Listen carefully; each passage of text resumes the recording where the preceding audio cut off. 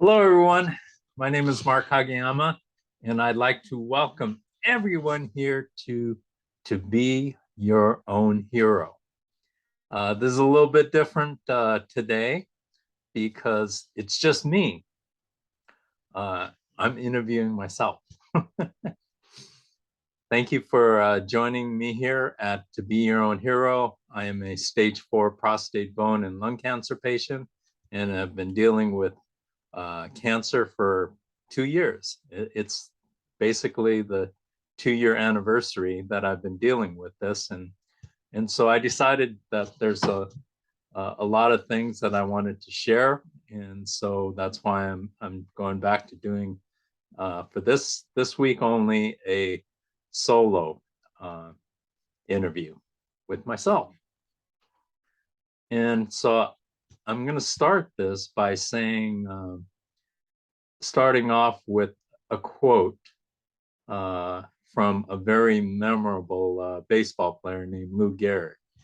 And he said at Yankee Stadium on his final day, he said, "Today I consider myself to be the luckiest man on the face of the earth."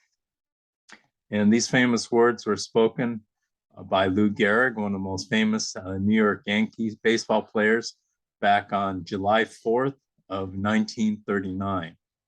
Lou Gehrig had amyotrophic lateral sclerosis, or ALS, which is now known as Lou Gehrig's disease, a degenerative nervous system disease. Lou Gehrig at the time had a record of 2,130 consecutive games played, which was later broken by none other than Cal Ripken Jr. Lou Gehrig finished up one of the most famous speeches in sports history. In fact, probably one of the most famous speeches in the history of the United States, which was given to fans at Yankee Stadium.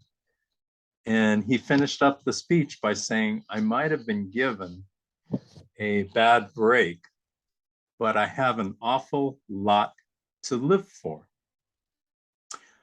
I never really understood this prior to having cancer. I never understood what this really meant. My question to you is, do you really understand what he meant? Today, I am so happy to say that I completely understand Lou Gehrig's message. After all these years, and no, I was not around during 1939 to hear it. Most people would consider cancer to be a bad break. Nobody in their right mind would be happy to get cancer. And I sure wasn't either. However, cancer has opened my eyes to so many things. I consider myself to be the new luckiest man on the face of the earth. I have been through tremendous struggle fighting for my life. Did I know I was going to make it? No, I didn't. There was a lot of doubt and confusion, especially at the beginning. I've been so incredibly blessed to be able to open my eyes in the morning, this morning. And so I asked this: is there anything really better than that? Being able to open your eyes each and every morning. Our health really is everything. Try not having it sometime. With your health intact, you can focus on living, and life truly is amazing. It is really incredible. Everyone has struggles. That's part of life. But so much of life has to do with our perception of our own life. If you believe it is great, it will be great. If you believe it is awful, guess what? Chances are it will be awful. And that is not the way to go as far as I'm concerned. There are so many people I need to thank along in my journey. So if I have not mentioned you, my sincerest apologies, because there are so many people who have helped me. It's taken a literal army. I need to start by thanking my wife, Beth, who has done so much. I can't even list it. Also, my incredible daughters, Lisa and Tani. In fact, Lisa stayed with me, which I've mentioned many times before, for 2.5 months. And she was just phenomenal and also helped me start this YouTube channel, To Be Your Own Hero, which I couldn't have done without her. Many thanks to my mom and my sister Julie, who have helped me tremendously as well. Thanks to also to Pete and Julia Thomas. Hi, Pete. I know you're going to watch this. Also, many thanks to Lito, who helped me with my diet, as well as Ken and so many others. I mean, again, I apologize if I didn't mention your name. One of the people that I've had the great fortune of meeting is my very close friend, Katie Gaspari, who helped me start our clubhouse room, Cancer Conquering Community, on Thursdays, which we have every Thursday at 12 o'clock Eastern. And we started a little over a year ago in 2021 in September. I originally met Katie through a LinkedIn referral, and we instantly hit it off and became fast friends. I would like to congratulate Katie and her new husband, Michael Rudolph, who just got married this past weekend. So congratulations. That is truly, truly fantastic. And I wish both of you a lifetime of happiness. And it is really, truly wonderful. Also, many thanks to our clubhouse family, including Melody, Linda, Boyd, Carrie, Emmy, Marcel, Dr. Gary, and so many others. Thank you also to all of my To Be Your Own Hero YouTube subscribers from all over the world. Thank you so much for your support and kindness. And also a very special thank you to all of the incredible people that I've had the opportunity and honor to interview. Thank you from the bottom of my heart to each and every one of you. There's too many to name, but thank you, thank you, thank you. So, through this journey, what have I learned? And this is what this video is about. Is there's so many things I had kind of backed up and I wanted to share with everyone. The first thing I've learned is if you're ever in a life-threatening situation, fight like hell with everything that you have. It's your life. It's the only one that you get. We only go around once, so make yourself proud by giving it everything that you have. The second thing I've learned is accept the new you. And don't compare your situation to anyone else. If you don't accept who you are at a particular time, you won't be able to move forward effectively. What do I mean? Prior to getting cancer, I was in great shape because I worked out 4 to 5 times a week, and all of this was prior to COVID. Once COVID hit, I wasn't able to work out at the gym, and all of a sudden, I started to feel my age. Once cancer set in, I became extremely weak. I had great difficulty walking across the room, and to walk across the room could take, and I'm thinking about my bedroom, which is a big room. It took me as much as 10 minutes. And it took me up to a half an hour to take a shower because I couldn't reach my toes. So I had to try to figure out ways to wash my feet. And that was really, really difficult. And so one of the things that I'd have people help me to do was to put lotion on my feet because my feet were so dry from the chemotherapy.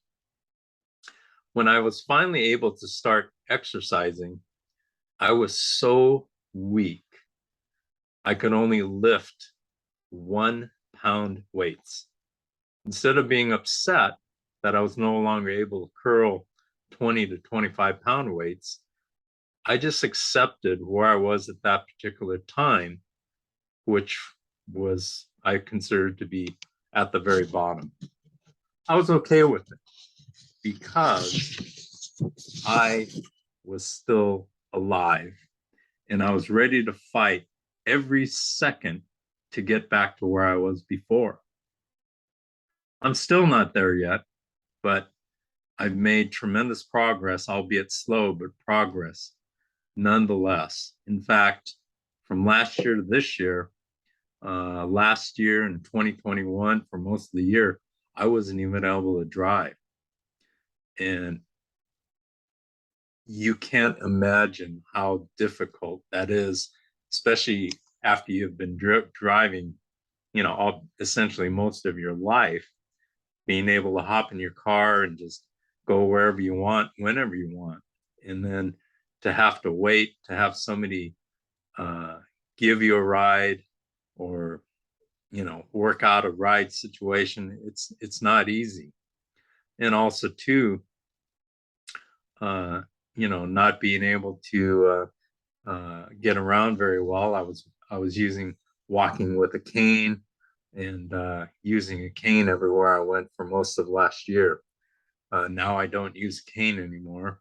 I do still have some issues, which I may have the rest of my life, but that's okay. That is okay. The third thing I've learned is to be positive every single day, even if it's difficult or impossible. This starts with the way you acknowledge, how you're doing. When somebody asks, how are you? I always say things like, I'm doing great, I'm doing excellent. I am just so happy that I wake up every day. And I truly mean that I really do feel that way. By saying this and by doing this, you're feeding your mind, which is essentially a human computer component. And what you're doing is you're telling your mind to believe what you are saying. Am I always doing great? No. But by verbally saying it, my mind registers it into my subconscious mind, and I start to live it, and more importantly, believe it. And believe me, it makes a difference. It really does. And also, when you say that, you could also brighten up somebody else's day by saying, oh, wow, this guy who has cancer is doing great. I've had a lot of people say, wow, I can't say anything else to that except for that I'm doing very well. The fourth thing that I've learned is to help and support other people. I started my YouTube channel with the goal of helping one person. I felt that if I could help one person, it would all be worthwhile. Wildly, it went from helping one person to helping one person a week to helping a person every few days and then to every day. And now it's several times a day. And my secret here is that by helping others through my channel and through Clubhouse and in other avenues as well, it helps me as well, which has been an incredible blessing.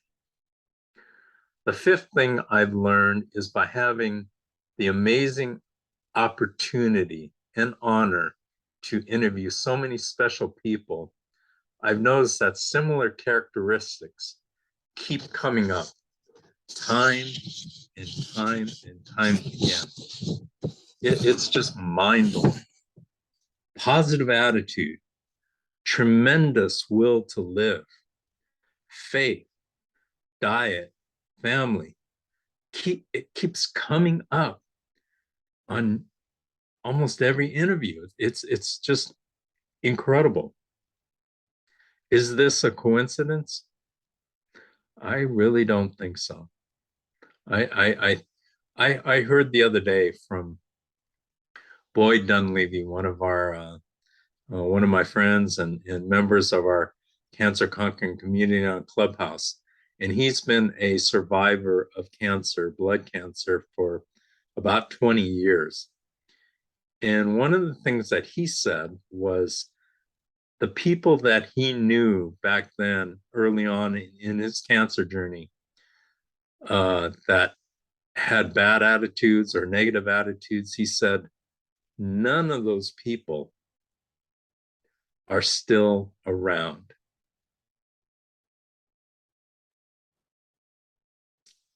Amazing. Absolutely amazing. The sixth thing that I've learned and acquired is just my faith in God. And throughout my cancer journey, my faith has grown by leaps and bounds. And I'm so thankful that I've been blessed to be able to continue my journey here on earth. And I intend to make the most of this second chance at life. I'm here for a purpose, and I intend to fulfill that purpose. And so I'm so thankful for this, for being here, for this opportunity. And that's basically some of the things that I wanted to share. There's so many other things that I could get into, but for right now, I just want to thank everyone for joining me here at To Be Your Own Hero. And let's help make this world a better place by doing something for someone else, and by giving a smile to somebody, or wishing somebody a good day, or even if it's the checker at the grocery store, or somebody you meet throughout your day. Do what you can to inspire somebody and to make somebody else's day, because that's the way we can help make the world a better place. And we all know that in our world today, we need that desperately, more than ever, more than we have ever had in our lifetime. We need people to come together and help each other get through this tumultuous time, because there's just so many negative things happening in our world. And we could bring a bright light to that by offering a little bit of kindness to our fellow human being. So make the most out of every single day, because every single day is precious. Make the most out of every single hour, every single minute, and every single breath, as my friend Linda Sherman says. Thank you so much for joining me here today at To Be Your Own Hero. Have a great week, and I'll see you next week at To Be Your Own Hero. Thank you very much.